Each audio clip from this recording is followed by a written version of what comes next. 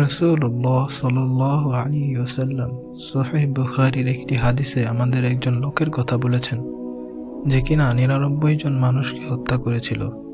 এত সংখ্যক মানুষকে হত্যা করার পর তার হৃদয়ে কিছু একটা প্রবেশ করল। সে তওবা করতে চাইল।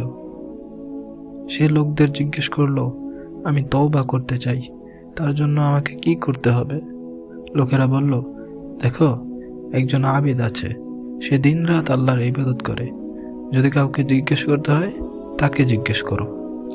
এরপর সে ওই আবিদের কাছে গেল এবং তাকে বলল, ভাই, আমি ৯৯ জনকে হত্যা করেছি এবং আমি তওবা করতে চাই, আল্লাহ কি আমাকে ক্ষমা করবেন?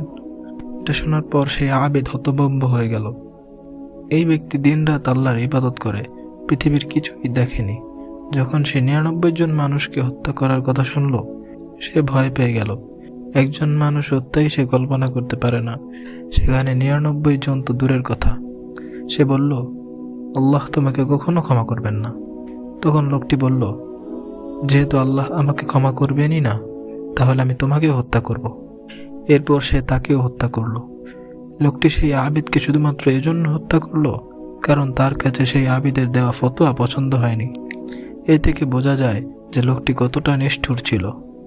সে একজন আবিদকে হত্যা করল, যে তাকে অপমান করেনি, চোখ রাঙায়নি, রাস্তায় বাধা দেয়নি, কিছুই না। শুধুমাত্র তার ফতোয়া পছন্দ না হওয়ায় তাকে হত্যা করে ১০০ পূর্ণ করল। কিন্তু রাসূলুল্লাহ সাল্লাল্লাহু আলাইহি ওয়াসাল্লাম বলেন, তার অন্তরে কিছু ছিল। সত্যিই সে আল্লাহর দিকে ফিরে যেতে চেয়েছিল। তাই সে তার আশেপাশের লোকদেরকে জিজ্ঞেস করল, এখন সে কি করবে? তখন লোকেরা বলল, দেখো, এখানে থেকো না, নইলে তুমি আমাদের সবাইকেই মেরে ফেলবে। অমুক জায়গায় একজন আলিম আছে, তার কাছে যাও। সে আলিমের কাছে গেল এবং বলল, আমি ১০০ জন মানুষকে হত্যা করেছি, আল্লাহ কি আমাকে ক্ষমা করবেন? এখান থেকে বোঝা যায় মসজিদে বসে দাড়িওয়ালা ব্যক্তিকে কিছু জিজ্ঞেস করা আর একজন আলেমে দিনকে জিজ্ঞেস করার মধ্যে কত পার্থক্য। ওই আলিম তাকে বলল, তোমার আর তওবার মাঝে কে দাঁড়াতে পারে? এরপর সে আলিম বলল, তোমাকে তওবা করতে হলে এই পরিবেশ ছাড়তে হবে।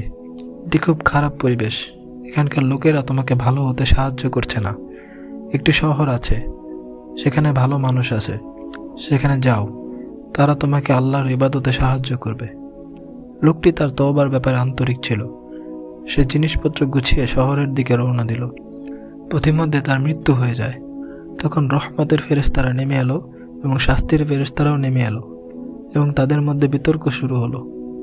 রহমতের ফেরেশতারা বলল, সে তো তওবা করেছিল।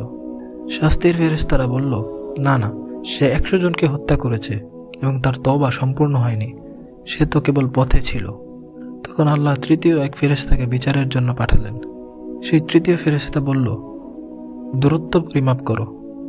যদি সে গুনাহের শহরের কাছাকাছি হয়, তাহলে শাস্তির ফেরেশতারা তাকে নিয়ে যাবে, আর যদি সে ক্ষমার শহরের কাছাকাছি হয়, তাহলে রহমতের ফেরেশতারা তাকে নেবে। তারা জমিন পরিমাপ করল এবং দুর্ভাগ্যবশত সে গুনাহের শহরের কাছাকাছি ছিল। আল্লাহ জমিনকে আদেশ করলেন তার পরিমাপ পরিবর্তন করতে এবং তাকে তাকওয়ার শহরের দিকে ১ হাত পরিমাণ কাছাকাছি করে দিলেন। এভাবেই আল্লাহ রাব্বুল আলামিন সেই ব্যক্তির তওবা কবুল করে নিলেন। ইন্নাহু কানা তাওয়াবা।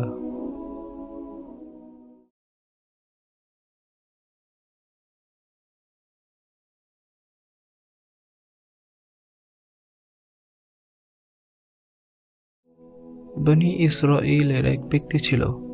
সে ছিল একজন পাপী, অত্যন্ত খারাপ মানুষ। লোকটি এতটাই খারাপ ছিল যে পুরো গ্রাম, পুরো সমাজ তার প্রতি অতিষ্ঠ হয়ে তাকে গ্রাম থেকে বের করে দেয়।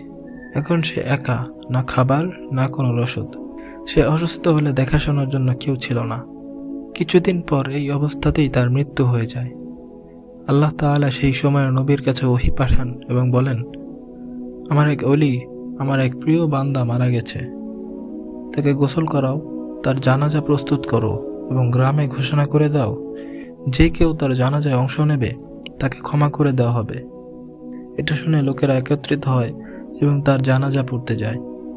তারা যখন সেখানে যায়, তখন তারা দেখে এ তো সেই লোক, সেই দুষ্ট লোক যাকে আমরা সবাই গ্রাম থেকে বের করে দিয়েছিলাম।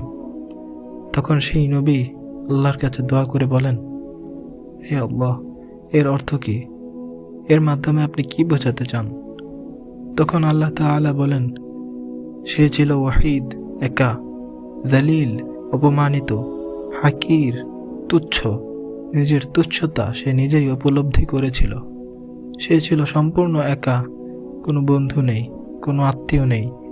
আর যখন সে দুর্বল থেকে দুর্বলতর হয়েছে, তখন কারো কাছে যাওয়ার মতো কেউ ছিল না। কোনো দরজায় কড়া নাড়ার সুযোগ ছিল না, সাহায্য চাওয়ার কেউ ছিল না, আশ্রয় নেওয়ারও কেউ ছিল না। আর এই চূড়ান্ত দুর্বলতা ও নিঃসঙ্গতার মুহূর্তে সে আমার দিকে ফিরে বলল, হে আল্লাহ, যদি আমি জানতাম আমাকে শাস্তি দিলে আপনার মহিমা বৃদ্ধি পাবে এবং আমাকে ক্ষমা করলে আপনার মহিমা হ্রাস পাবে, তাহলে আমি আপনার কাছে ক্ষমা চাইতাম না। কিন্তু হে আল্লাহ, এটা জানার পর যে আপনি আমাকে ক্ষমা করলে আপনার মহিমা কমবেও না এবং আমাকে শাস্তি দিলে আপনার মহিমা বাড়বেও না, তাই আমার রব, এখন আপনি ছাড়া আমার আর কেউ নেই। আপনি ছাড়া আর কোনো আশা নেই, আপনি ছাড়া আর কোনো আশ্রয় নেই, আপনার দিক ছাড়া আর কোনো দিকে ফিরে যাওয়ার পথ নেই। সুতরাং আমাকে ক্ষমা করুন। ঠিক এই অবস্থাতেই তার মৃত্যু হয়ে যায়। আপনি কি জানেন আল্লাহ তখন কি বললেন? আল্লাহ তার নবীকে বললেন, তার তওবা এতটা খালিস ছিল, এত বিশাল ছিল যে সে নিজের জন্য ক্ষমা চাইতেও সংকীর্ণ ছিল। যদি সে সমগ্র মানব জাতির জন্য ক্ষমা চাইত, আমার বরত্বের কসম, আমার ইজ্জতের কসম, আমি পুরো মানব জাতিকেই ক্ষমা করে দিতাম।